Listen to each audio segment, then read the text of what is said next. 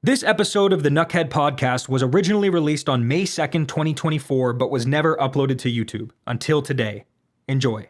Welcome back to the Nuckhead podcast. Today's episode is a very special one because I get to interview Canuck legend Brendan Morrison. Now, if you don't know who that is, if you're one of the younger people listening, Brendan Morrison is an ex-NHLer. He played over 900 games in the league. He spent 8 seasons with the Canucks, but he also played for the New Jersey Devils, the Anaheim Ducks, the Dallas Stars, the Washington Capitals, the Calgary Flames, and the Chicago Blackhawks. He set a record for the 20th longest Ironman streak in NHL history at 542 games. He scored 200 goals and 600 points over the course of his entire career, and he's on this podcast today. We're going to talk about the Canucks and the playoffs, both currently and back when he played. I ask him what it's like to get traded. He tells me one of the funniest chirps he's ever heard on the ice. It's a great episode. We talk for just under an hour, so I hope you guys enjoy it. Yeah, let's just get into it.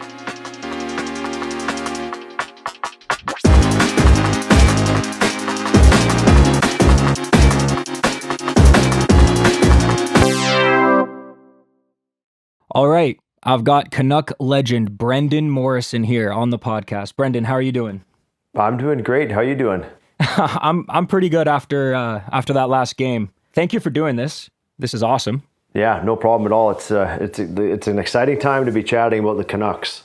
What did you make of last game? Did the Predators blow it, or did the Canucks have them right where they wanted the whole time? Man, well, it's kind of like the miracle in Music City too, but we're talking about two different sports, football and hockey. I wouldn't say the Canucks had them right where they wanted them. I don't think they wanted to be in that position at all, but they're definitely not going to apologize for the outcome. Right. But Nashville's got to be just distraught, right? I mean, the way they played in Game 3 and in Game 4, and to come away with no victories at home is got to be very, very difficult to digest. Give Vancouver credit. They stuck with it. I mean, it didn't look like they were in the game at all. I mean, they had a quick start, but at the end, Nashville was kind of coming at them in waves again. But hey, Vancouver executed at the most important time of the game, and Nashville didn't, and they gave themselves a chance to win. I should clarify, we were recording this before Game 5, so just letting everybody know, we don't know what happened tonight, but you guys do. Correct. I was going to ask, so the Canucks obviously scored 62 seconds into overtime, and the goal happened because Ryan O'Reilly, who's known around the league as one of the best two-way forwards in the game, lost his man. And so I'm kind of curious, from your experience, is that a case of the Canucks having all of the momentum and running with it, or would you say the Predators were feeling the pressure? Like, what was going on there? Well, I think a combination of both, right? I think, you think about Nashville's mindset at the end of the third period, going back to the locker room, just basically in disbelief. Yeah. Kind of shell shock. Like, what just happened? Like, they're thinking on their mind, okay, we're going back to Van. The series is tied up 2-2. It's a best of 3 now, right? Yeah. And Sissons Vancouver scores that first empty goal with the goaltender pulled 6-on-5, and then Nashville has a chance to ice the game. I mean, Sissons comes down on his backhand towards the empty net, hits the post, and Vancouver comes down and scores late in the game. So Nashville's kind of like, what just happened? But Vancouver's like, boys, I mean, hey, this is our time now. Like, this is meant to be. Right. Things happen for a reason. Let's go out. Okay, like if it happens right away, great. But if it doesn't, stick with it. We got all the momentum right now, but let's try and get a jump on them. So that's kind of the mindset. And just to touch on what you mentioned about O'Reilly, you're right. I mean, he's one of the best two-way centers in the game. And if you watch that play unfold, it looks like he kind of cheats to the wall, thinking that his D-man might win that board battle, and he's just going to be there in support for a chip, and then they're out of the zone. But I think Joshua wins that battle, bumps that puck in behind Garland, and then Luke Schenn, I think he's pretty aggressive here. Like, he leaves the front of the net to go to Garland, who's behind the net, who really isn't the dangerous player. Obviously, Lindholm is the dangerous player. And now you have a situation where O'Reilly's kind of, went over to support the puck, maybe overcommitted. And then you have Luke Schenn, who goes to the puck, who overcommitted, and it leaves Lindholm wide open in the slot, and Garland makes a terrific pass, and bang, bang, it's over. Oh, man, that was so exciting. You kind of touched on this already, but one of the first viewer submitted questions I have here is from Teodoro Peterlini, if I'm pronouncing that right. And they asked, what is the atmosphere in the dressing room at intermission when the team is losing an important playoff game? And I'll add a part too, just how difficult is it to put a game like that behind you if you're the Predators? Well, intermission in a game, it's just really, when you look at these long series, these 7-game series, it's just really attrition, right? Like, just keep believing in what you're doing. I mean, obviously things aren't going exactly the way you want them to. You're going to have to make adjustments, and coaches will come in. Let's say you have a particular forecheck one way and you're not sustaining any pressure at all. Well, you know, with the technology nowadays, I mean, guys are watching film instantaneously. They come back to the bench, they watch film. Coaches can make these changes during the game, during periods. But a lot of times you'll make subtle adjustments in between periods to, okay, hey, let's just say we were forechecking aggressively with a 2-1, like a 2-1-2, and they seem to be breaking out, you know, up the middle of the ice here. Well, let's make an adjustment here. Let's have our F1 try and angle their D, you know, maybe towards the boards. F2 maybe take away the middle of the ice. So there's slight things like that. But I think, you know, it's just really trying to keep a positive attitude regardless of what's happening in the game. Right. You know, not trying to get down, not trying to waste energy, and just really trying to conserve your energy, you know, believing that the guy beside you is going to go out and do his job, and you just got to worry about going out and doing your job. Right. You guys didn't have the iPads, obviously, but was there a lot of like video reviewing in the middle of the game? Not in the middle of the game. Very, very rare. As my career kind of progressed, studying film became a big part of preparation. And a lot of times on a game day, you would watch film. Typically in the morning, you would have either the power play or the penalty kill meeting. And whichever one you didn't do in the morning, you would do at night. Mm-hmm. Plus, you would also have a full team meeting in the dressing room. You know, say the game starts at 7 o'clock. Typically, that meeting would take place at 5:30. And you would go over the other team, some tendencies, you know, what certain players like to do. We would always have like a one-page document that would basically go over their lineup and would detail what each individual player would like to do, like what their statistics were.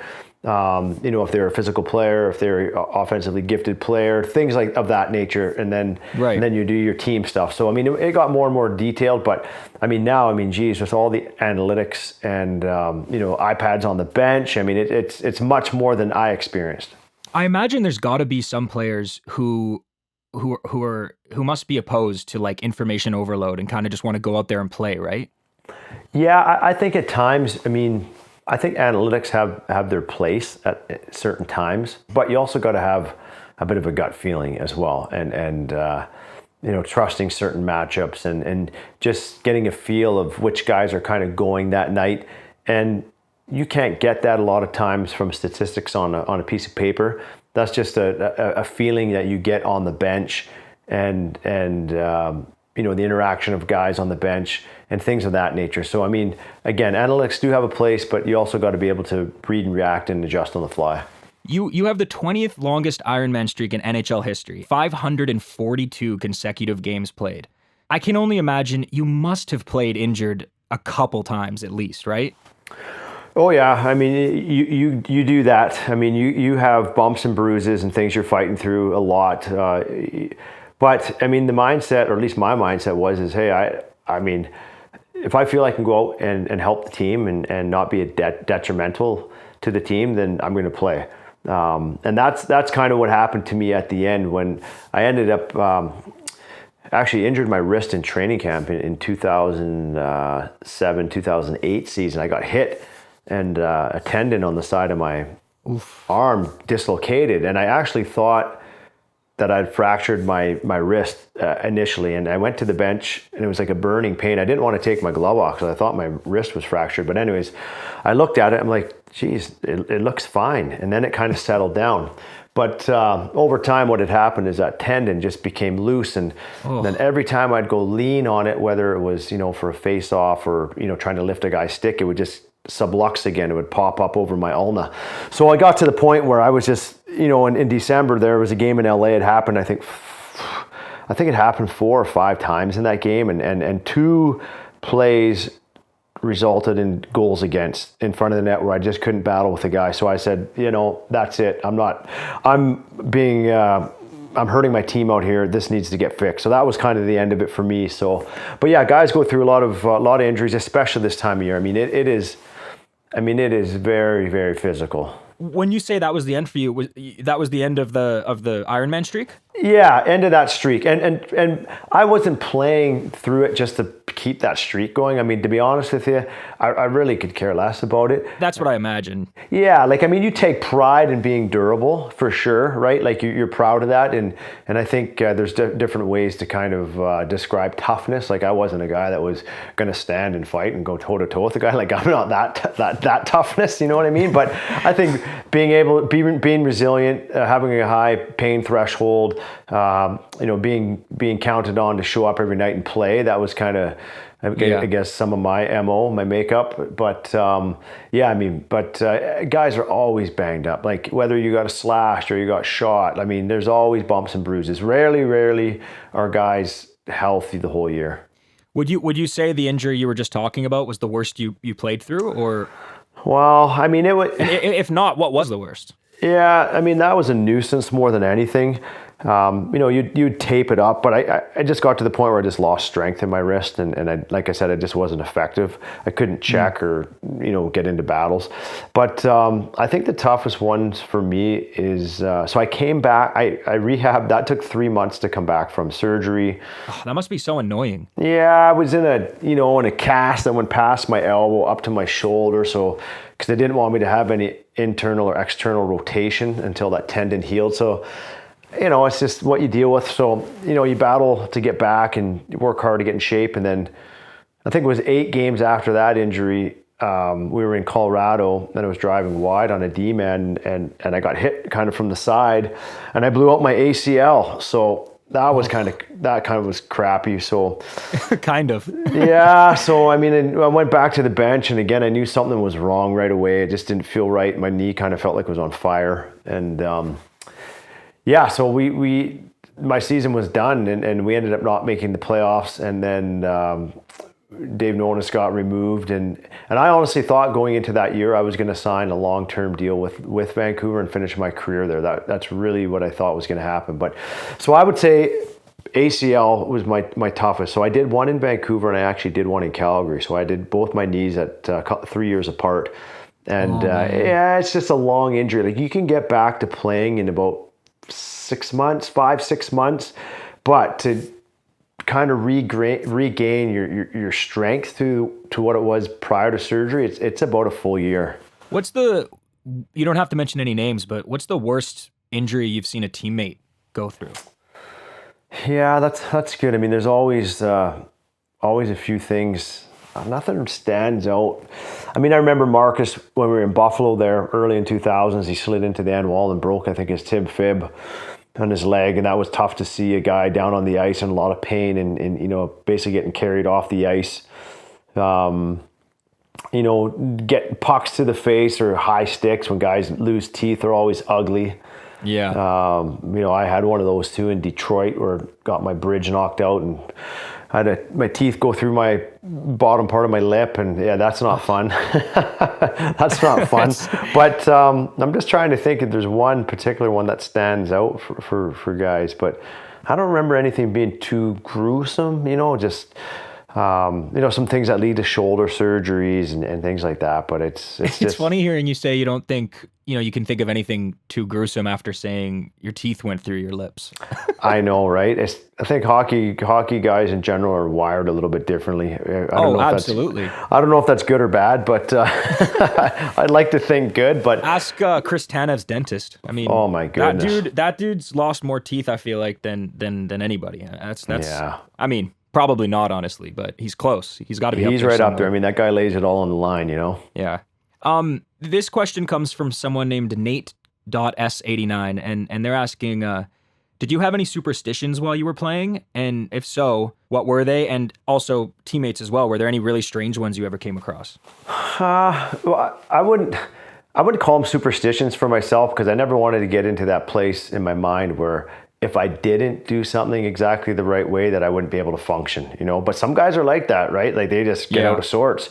So I had a routine. Like I had a routine when, the food I ate for my pregame meal, which I probably ate the same thing all the time. I would eat chicken, I would eat rice, I would eat some salad, and at times I'd eat instead of rice, I'd eat a baked potato. That's typically my meal at home. On the road, we always had, we're spoiled on the road with how we're treated. So I'd always get like a bowl of soup, then I'd stick with my chicken, either potatoes or rice, and a salad. So very straightforward. I'm a huge sorbet guy, so I'd always like to eat sorbet after the meal. Mm-hmm. And then, have my pregame nap or whatever. And I'd always kind of try to leave my house around the same time while I was at home. And same thing on the road. I set my alarm at the same time typically, but when I got to the rink, I was pretty laid back. I mean, I'd get there, obviously you change out your clothes into your underwear. I'd take my stick right away. That would always be the first thing I'd do. And then I would always kind of go look for a soccer game. Like we had soccer warm-ups become really, really popular in the NHL, playing a sewer ball. So I would spend a lot of time playing soccer and get warmed up that way and come back in for our team meeting and go back out, play a little bit more soccer. Then I'd usually head into the gym around 10 to 6, 6 o'clock-ish. And then I'd do a warm-up in there for about 10, 12 minutes. And then I'd only come into the locker room about 8 minutes before we had to be out on the ice for warm-up. I'd just throw my gear on and go. Where some guys would sit in there for 2 hours, sit in their stall. Oh, man. I know Brent Sopel was a big guy as far as getting early and having a routine. Like he liked to sit in his stall and he'd get dressed with his gear on, like well ahead of many other guys. But that was just his routine, right? That's what he felt comfortable doing. I guess like where routine and superstition separate is like if you didn't get your pregame chicken, are you stressed? Are you like, oh man, it's gonna be a bad game? Right. Was it like that, or no? If Sopel's not in the dressing room like that 2 hours prior, is he throwing a hissy fit? I mean, obviously not, but you know what I mean, right? Like, right. Or some guys like, oh, I'm not a coffee drinker, but some guys like, oh, I didn't get my dark roast coffee. I don't know about tonight. Yeah. You know what I mean? So that's why I took a hooking penalty. Yeah, like just play. Don't worry about it, right? Like is that really going to make a difference? But it's funny how some guys get pretty into it, and I think goalies are a little bit more into it than other guys. But usually goalies, for the most part, you just kind of leave them alone, let them do their own thing, and they just kind of stay out of their way. Right. So this is a funny question. This one comes from Mackie, and they asked, what was your most ass-clenching, forehead-sweating, tongue-biting moment with the Canucks? Jeez, that's a loaded question right there. Oh, it's a strange one. Well, I guess there's a couple ways to look at it. Like just the most stressful. Well, moment. I think one that's kind of stands out for me is in the playoffs when we were up on Minnesota 3-1. Oof. And they came back and tied the series 3-3, but we were going home and we felt great at home, and we were up 2-0 in that game with about a minute to go in the second period. And they score kind of a fluky goal. Marek Malik goes to clear the puck behind the net. And he does a good job. He gets the puck up in the air, but it hits a Minnesota Wild shaft. It goes up over the net, lands in front. They score an empty net goal. So you're like, okay, we're up 2-1. But when they scored that tying goal in the second, you kind of like, okay, we're in one now. But when they got that third goal, that was a very uneasy feeling. I mean, I'm not saying that guys shut down or quit, but it just really kind of put a pit in your stomach. Yeah, I mean, honestly, I imagine that must be a little bit how the Predators feel after last game. Well, I mean, absolutely. I mean, look, I mean, you got to give them credit. They played a phenomenal game 3 and a phenomenal game 4, and they have nothing to show for it, right? I mean, it's just from their standpoint, very disappointing. But again, Vancouver's not going to apologize. I mean, not every one of these games is going to be like the Mona Lisa, right? Like the fine piece of art. It doesn't matter how. They ask how many, and they're one away from sealing the deal. I find it so strange. Like, it kind of feels like game 2 was the best game the Canucks played, and yet they lost. I agree with you 100%. I was at that game, actually. I went back to that game, and I walked out of the rink thinking to myself, how did they lose that game? Like, there's no way. Like, they play that game 10 times, they win it 9 times. But, you go to the block shots by Nashville, missed nets by Vancouver. I mean, they still hit 3 posts, but it was like, hey, they just need 1 and they're going to win this. Even when it was 3-0, they still felt like they were in the game. And they just kept coming at them in waves, whereas 3 and 4 was almost like a reversal of game 2. So it's funny how this game works out sometimes, right? Like sometimes you win games you shouldn't, and you lose games you should win. Totally. I mean, given the first 4 games, like what would you expect is going to happen tonight? Putting you on the spot a little bit because, I mean, when people are listening to this, they'll know what happened. But what do you think? Well, I think Vancouver has a little bit of confidence now in kind of playing in that defensive style, right? I don't think they want to get trapped playing that way and constantly absorbing pressure, but they feel comfortable playing in these tight games. I think they have a lot of confidence in either goaltender, right? Both guys proved they can do the job. I mean, DeSmith was phenomenal in game 3. And, game 2, you can't blame him. I mean, he didn't have many shots at all. He just never really got into the game. And the goals they scored, he couldn't have done anything. And then Sheloff was great in game 4, right? Like he was outstanding. So there's no issue right now with goaltending.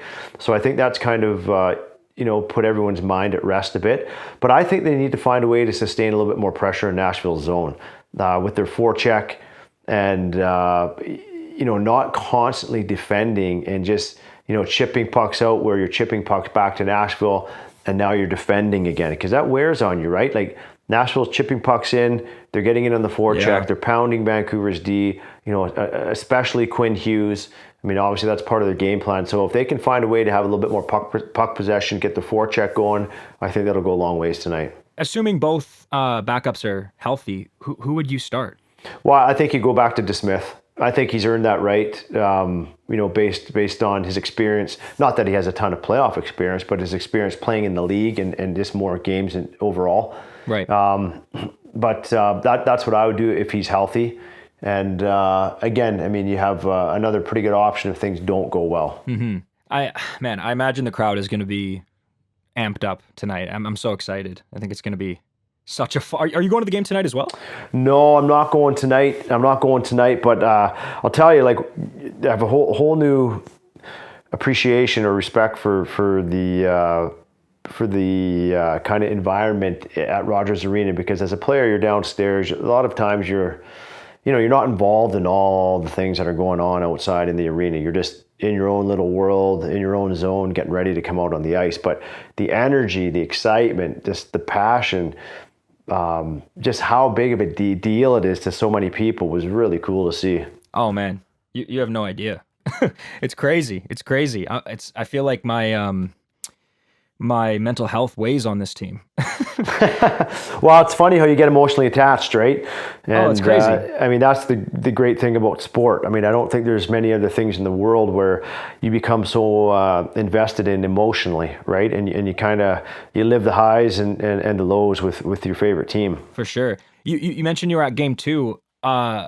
When they skated out to Where the Streets Have No Name by U2, did you start getting flashbacks? Immediately.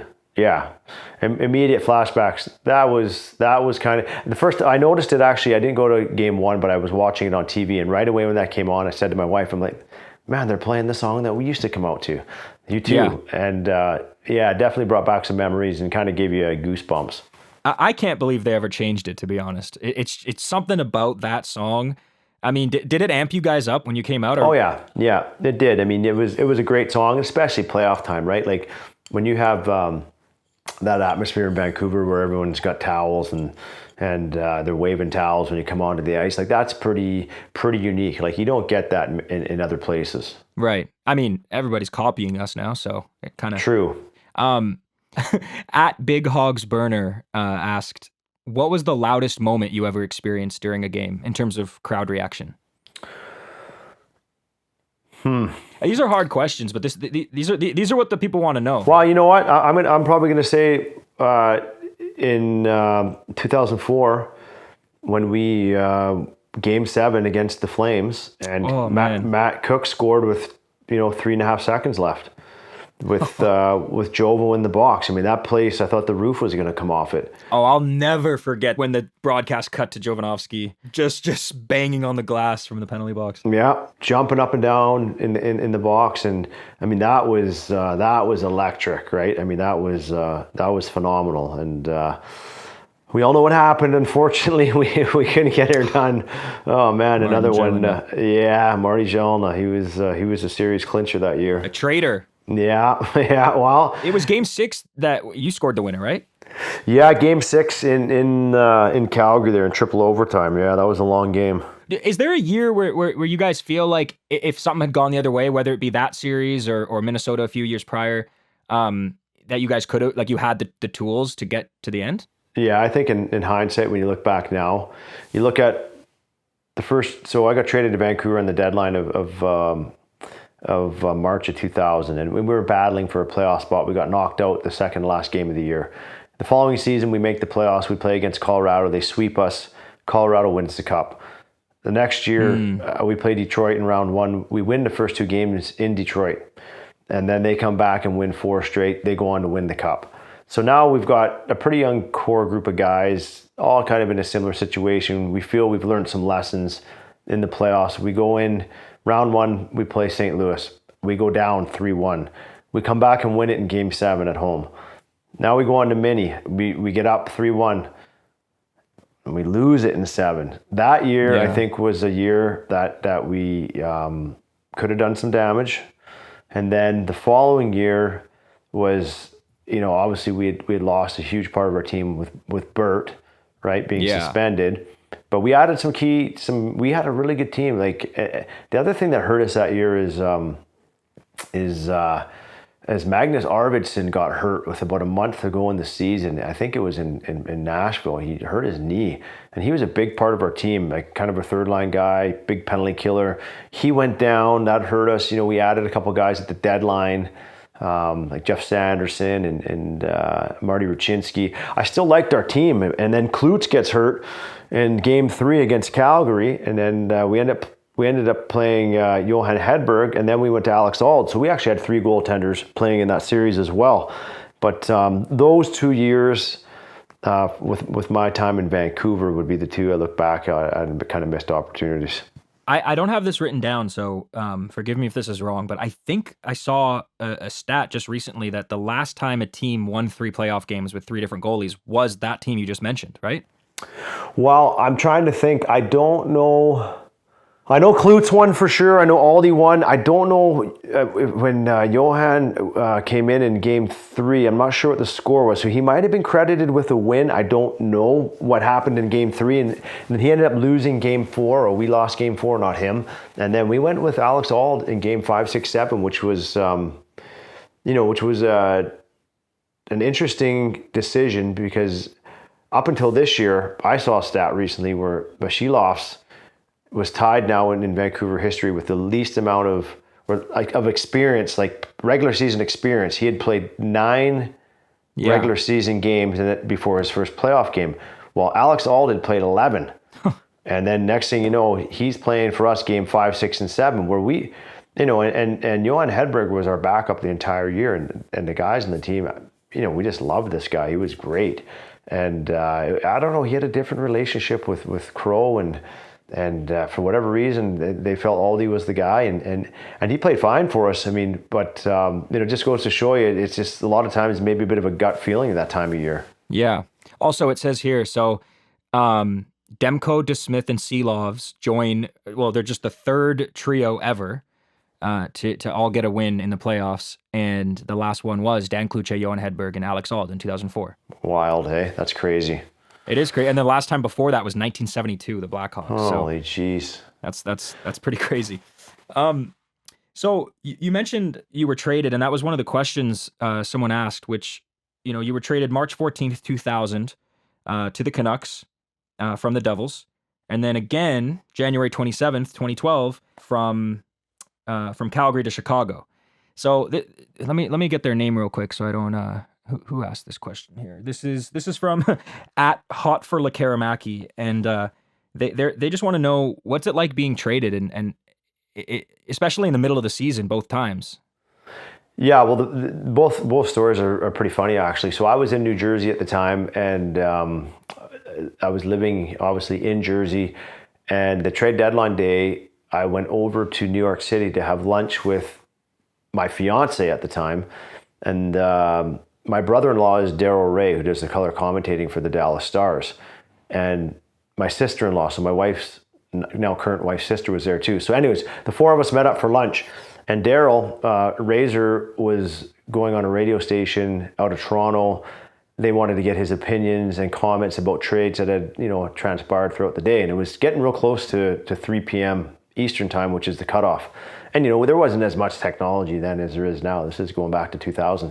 So he's just about to hang up the phone. It's right at 3 o'clock. And they said, hey, hold on. There's a trade coming across the wire right now.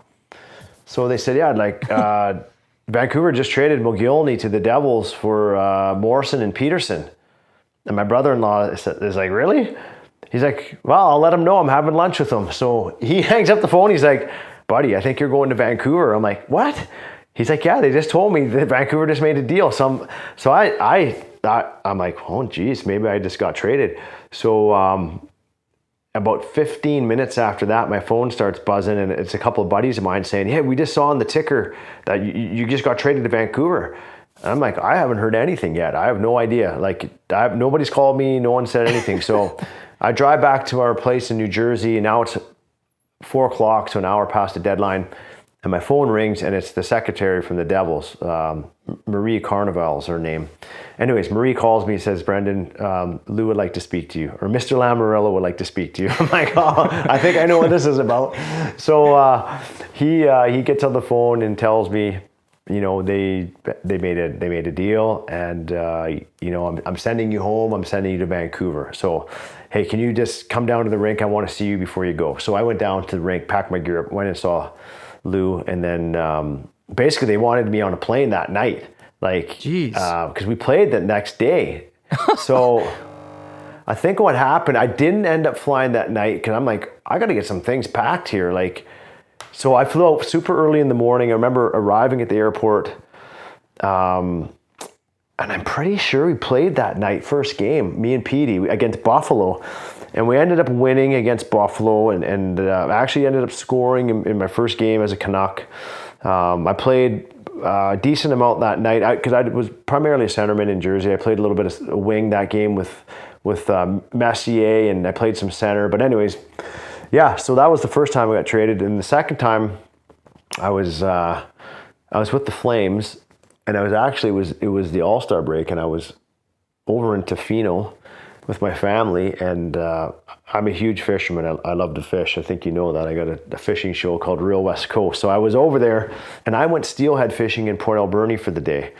And I'm driving back to Tofino, and the reception's kind of not great in between Port Alberni and Tofino. So one of my really good buddies who I went to school with at University of Michigan and played hockey with, he would always bug me and say, hey, at some point you're going to get traded to Chicago. And I'm like, dude, that's never going to happen, going to Chicago. So I see the Chicago number on my phone. I'm like, this is weird. And I think, honest to God, I think it's my buddy screwing with me. So I answer the phone, and this guy's like, hey, Brendan, it's Brandon from the Blackhawks. I'm like, oh, yeah, sure, yeah. I'm like, and my buddy's name was Peter Burke. So I'm like, Berkey, is this you, bud? No way. He's like, no. He's like, this is Brandon from the Blackhawks. I'm like, come on, dude. Quit screwing around. What are you talking? Good. This is a good joke here. He's like, Then he says to me, Stan Bowman hasn't called you yet? I'm like, no. He's like, wow. Oh my God. He's like, I feel so bad. He's like, I'm the PR guy from the Blackhawks. He's like, I thought Stan would have called you. He's like, I'm in Ottawa right now at the All-Star game. He's like, well, welcome to the Blackhawks. So as I'm talking to this guy, my phone is beeping in from Calgary. I'm like, oh shit, sorry. I'm like, oh man, no, it's fine. I should take this call. So I flick over, and it's Jay Feaster, who's the GM of the Flames. Now, I already know I've been traded, but he doesn't know I know that. right? So he's like, hey Mo, how's your day going? I'm like, oh Jay, beautiful day over here. Like, you know, had an awesome morning fishing, just going back home, spend some time with the family. And he's like, well, Mo, just go. I want to let you know that we made a trade today, and you're going to the Blackhawks.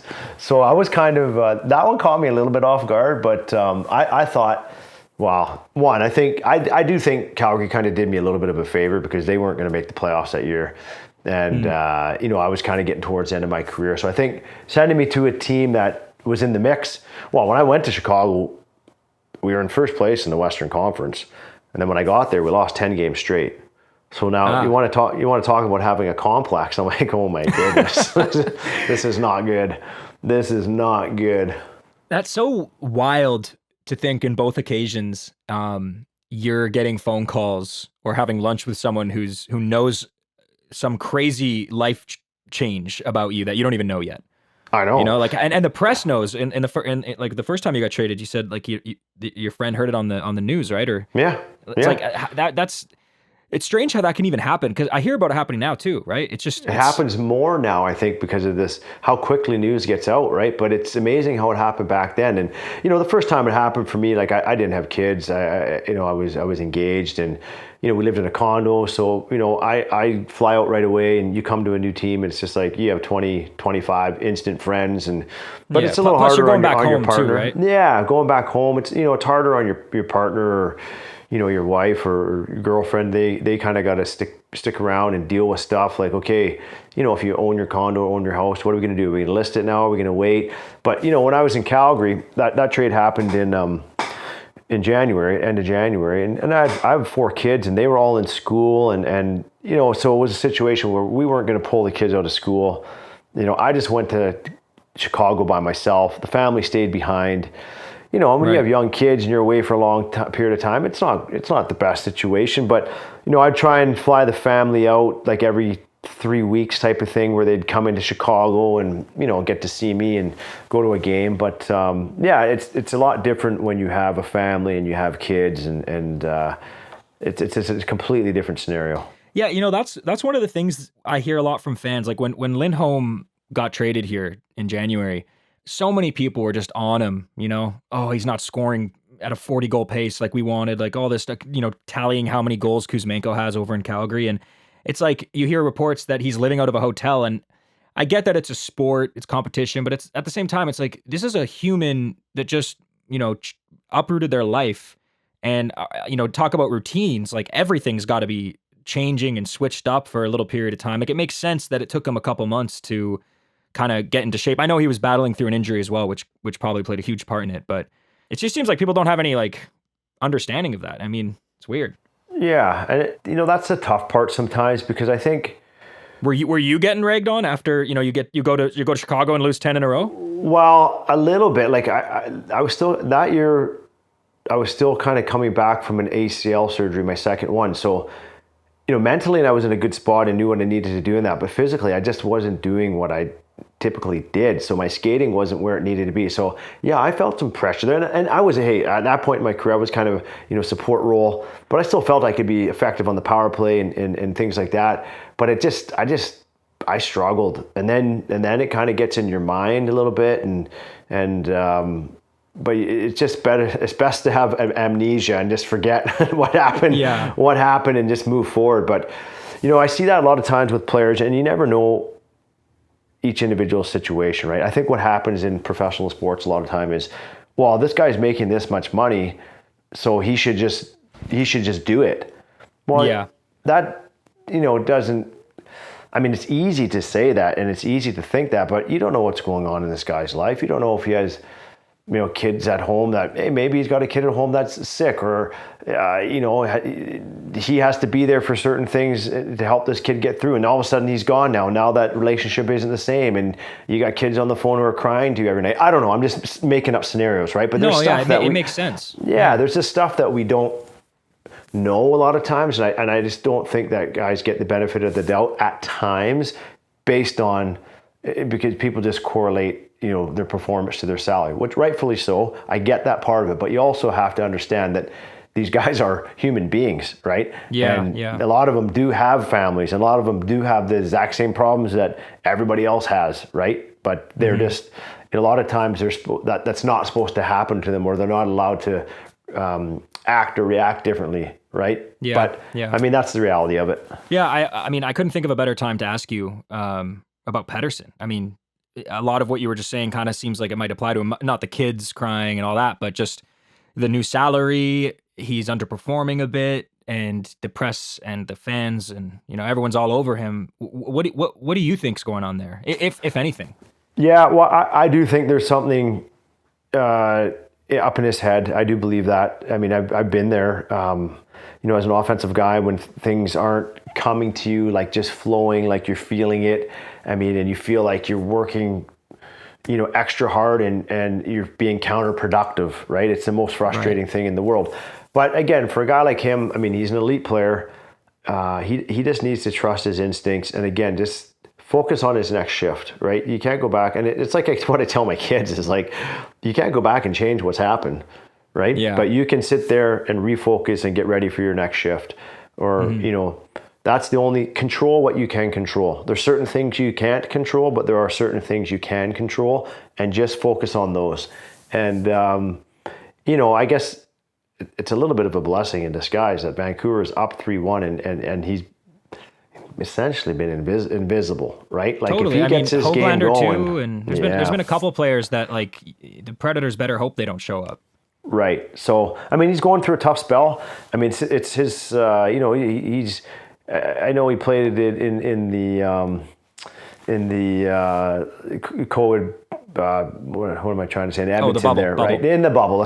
He played in the bubble, but it's a totally different animal when you get these passionate fans and you're at home, and it can be a little bit wearing on a guy mentally. But I hope he can get it figured out. Like I said, he's a huge part of this team, and if he gets it figured out, then they can be very dangerous. Yeah, everybody seems to talk about the difference between the 2020 COVID bubble playoffs and regular playoffs, and I mean, there's tons of reasons. Like the travel, obviously, is a big one. But when you're on the ice at Rogers Arena or GM Place back when you played, do you feel the weight of 19,000 plus people watching you, or are you just so into the game? It's an afterthought.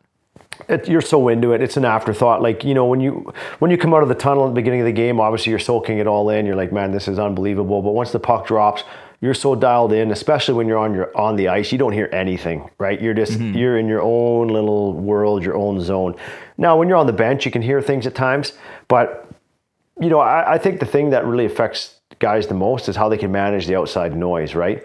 When things are going well, things are never as good as what people say they are, and things are never as bad as what people say they are. So having that balance of finding that kind of happy median, right, is and not getting caught up in focusing on so much on what the outside noise is, right? If you can insulate yourself from that a bit, I think you're just in a better spot. That's great life advice across the board, honestly. You mentioned you can sometimes hear the fans on the bench, and there's a question here from Tyler Chang from Salmon Arm, BC, and he asked, "Hey, Brendan and Nuckhead. Thanks for both your guys' content on YouTube. Brendan, do you have any chirps from the players or the crowd that you just really rattled you, or favorite ones that really gave you a giggle?" Oh man, like I know. There's a couple things. I remember one time we were playing against Colorado at the time, and Claude Lemieux was playing in Colorado, and like guys are lined up the face-offs right beside the bench, and I remember Jovo standing up just giving it to Claude Lemieux's nickname. I played with him in New Jersey. He was my line mate. His nickname is the Pep. So Jovo standing up, he's like, "Hey Pep, like, look at the size of your head. You just got a pumpkin head. Like, Jesus, how do you get a helmet that fits you?" And he's like lining up for the draw, and he just looks over at him. He's like, "Hey, Jovo, you're not no runway model yourself." Just things like that. I remember one time we were in Philadelphia again when I was playing in New Jersey, and their crowd was pretty ruthless at times, and it was right before the start of the anthem, and And it was like dead quiet in there, right? We're all on the bench, and some guy right behind the bench yells at Scott Gomez. You know, this was kind of popular when Taco Bell had that commercial going, and he said, just yells out, "Hey Gomez, drop the chalupa." It was just like the whole bench was just dying laughing, like just silly stuff, you know? Yeah. Silly stuff, but guys just find it pretty funny. Yeah. Were you, I mean, you don't strike me as so, but were you vocal and chirping people on the ice? No, not really. I mean, no, I wasn't much of a chirper. No, I think I had some humor at times, but you know, nothing malicious or anything like that. But you know, like to. I feel like Bertuzzi did that work for you. But yeah, Cookie did that. Matt Cook did that. He was a little more of a chirper. Everyone was so concerned about going after him. We didn't have to worry about anybody going after us. You know, that's funny. That must be an advantage, right? You got a player like that. Your stars can just play the game. They're all going after Cook, or maybe on this team, maybe it's Garland. I don't know if they have someone as annoying as Cook right now, though. Like Burrows was like that, I'd say. Burrows was like that. Kessler was like that. Bieksa was like that. All those guys could chirp. Yeah, Bieksa still chirps. He's still chirping. Poor Elliot Friedman. Oh yeah, I know they're going at it back and forth. It's pretty funny. But yeah, no, Cookie, I mean, he was an underrated hockey player. Like, he was good. Like, he was very good. But I mean, you know, he was the epitome of, you know, towing the line, right? Of walking the line between what was, you know, called for and not called for as far as his physicality. And, you know, he paid the price a few times in his career as far as suspensions. But I mean, he went his in career Vancouver, ended with a giant suspension, didn't it? Yeah, I think so. But, you know, in Vancouver, I enjoyed playing with him. You know, he's like kind of the epitome of a guy that got probably the absolute most out of his career, right? Like, he wasn't highly touted. He came in, hardest working guy, made the team out of his first training camp, and he found a way to stick around. Like, he found a way to stick around, and he found a role that was successful and helped his team. So, I mean, huge credit to him. I know I would hate to play against him, and I did a little bit later in my career. But he would be annoying to play against, like kind of like a Marchand right now, you know? Oh, when I was younger watching, he was one of my favorite players on the Canucks, and pretty quickly after he left the team, I hated him. He's just an antagonist. This is a good segue for another question here. From unfortunately, their name is Thomas the Tank Engine. I don't think it's the real one, but they're asking, who was the scariest player you ever had to play against? I would say early in my career, Eric Lindros. Oh, okay. He was a menace on the ice. Like, I remember going in and taking face-offs against him, and it was intimidating. Like, he was a big, strong guy. 6'5" or something like that? Oh yeah, 6'5", 240 back then, and it would just physically freight train guys, and then go score. Oh yeah, like, he could play. I mean, he was a man child, right? I mean, you think about this, like, when he was 18 years old, he was playing like in the Canada Cup and that, or, you know, the World Cups. I mean, it's ridiculous to think that, but just he was a specimen. I would probably have him right near the top of the list. Yeah, that I mean, honestly, I'm not surprised. I was expecting you to say someone like Scott Stevens or he was scary to practice against. I practiced against, he was my captain in Jersey, but with Scotty, I mean, he was a man of few words, but he was like an Adonis, like just chiseled, never ate any fast food, didn't say a whole lot, but when he talked, everybody just stopped what they were doing and listened to him. But in practice, like, if you beat him in practice, guys are like, keep your head up because he's going to try and hit you. We're like, what? So when you're a young guy, you're like, I don't even know if I want to try and beat this guy. And if you did, you better keep your head up because he was coming. Wow. So, okay, well, we're running out of time a little bit here, but I want to ask you about the YouTube channel. So what made you want to start that?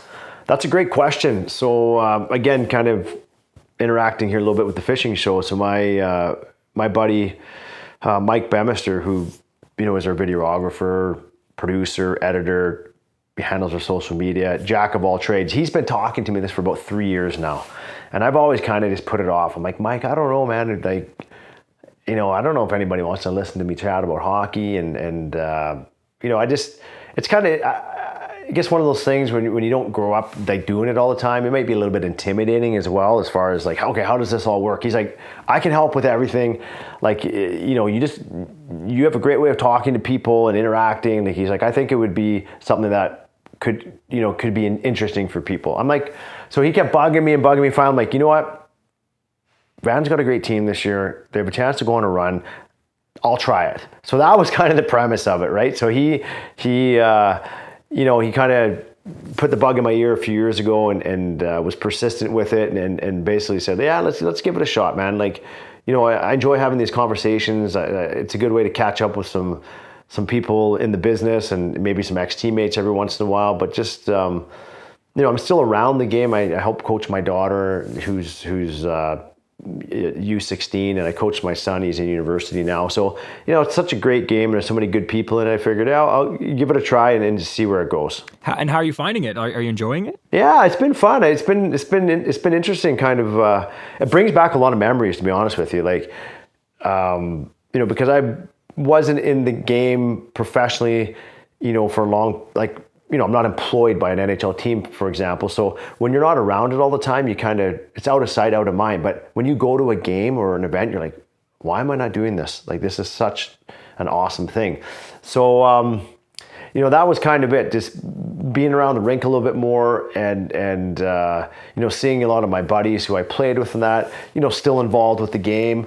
And that was kind of really the premise of it, to be honest. I mean, the videos are great. I think they're super informative, and I kind of feel like you're an early adopter to it. I mein, I think there's going to be a lot of other NHLers who are probably going to follow your lead because it's in my opinion, and I think a lot of people feel this way. Just the NHL doesn't really market itself very well, but I feel like, I mean, everyone says their sport's the best sport, but it's such a great sport. It's so entertaining and there's so much to love about it, and yet somehow they still have trouble getting the word out about it. It seems, and yeah. I think like I kind of like that's part of the reason. Like not saying that I think I can change that, but that was part of the fuel for me to kind of just start making these videos because I have friends who don't like hockey, and I was like, every time we hang out, I'd explain how crazy the last Canucks game was, and I'm like, I'm just gonna turn this into a video to explain it to the people who don't know how awesome it is. And I think like that might be is going to push the sport forward. Just having like, and especially like the validity, someone like you coming onto the platform brings it all. Is just so valuable, Well, hey, I appreciate the kind words, and I do like your mindset of kind of broadcasting the game or getting the game out to more people, because I agree with you. To me, it's the greatest game in the world. My bias, probably because I played, but if you think about it, what other game has the combination of athleticism and skill that hockey does, right? I mean, you're skating on blades that are what, quarter of an inch thick, metal blades, yeah. You're on ice, you have a stick in your hand, you're in full equipment, you're shooting a puck while someone's trying to body check you. I mean, there's nothing else like it in the world. I get demographically in some places, you don't have ice arenas and things like that, but it's becoming more and more popular. I think this year TNT has done a real good job of getting some guys involved, such as Gretzky and you see Anson Carter on there, Henrik Lundqvist. So down in the US, they're on all the time. And Biz obviously, Spittin' Chicklets and Ryan Whitney, those guys have really helped grow the game down here with their exposure. So and the NFL does such a good job of that, bringing back pro guys that are on the panels, and the NBA does a great game with guys on their panels. So I think you get these high profile guys in the hockey world involved when they're done. I think it has potential to grow even more. Yeah, no, I think so too. And it's funny, like, as for hockey being the best sport, it's like, you're right, it really does have everything. And one of the other things too I love about it is there's a large amount of unpredictability, right? You have, and this is nothing against any other leagues, but you have the NBA where for a while there, when I was growing up, it was like whatever team LeBron's on, they're going to the final, and right, they may or may not win, but they're going to the final. And I think he had like, and that also is a testament to how great and how dominant he was. But like, I like the fact that you can get a Florida Panthers to knock out Boston. I think that it's just such a it's so great, man. I love it. The parity in the league is incredible, right? You get into the playoffs nowadays, you have a chance to win, and that's, part of that is because of the upper and lower limit with the salary cap. They've implemented, levels the playing field. But I mean, the parity in the game is incredible. I mean, you look at the teams that are competing for the Stanley Cup this year. I mean, there's 4 or 5 legit contenders, right? Yeah, legit, maybe 6. So it's definitely fun to watch, and we're going to see how this plays out. Totally. Well, thank you for joining the podcast, man. I really, really appreciate it. And if I could tell 8-year-old me that I'd be talking to Brendan Morrison 20 years later, I don't even know what he would say. He'd probably pass out. So thanks for doing this, man. I really, really appreciate it. And good luck with the YouTube channel. Everybody go subscribe to it. Interact with all the videos, like, comment, all of that. I appreciate the time. You're doing a great job here. And thanks for having me on. It was a lot of fun. Yeah, of course. Maybe we'll do it again sometime. Sounds good. All right. See you, man. Okay, bud.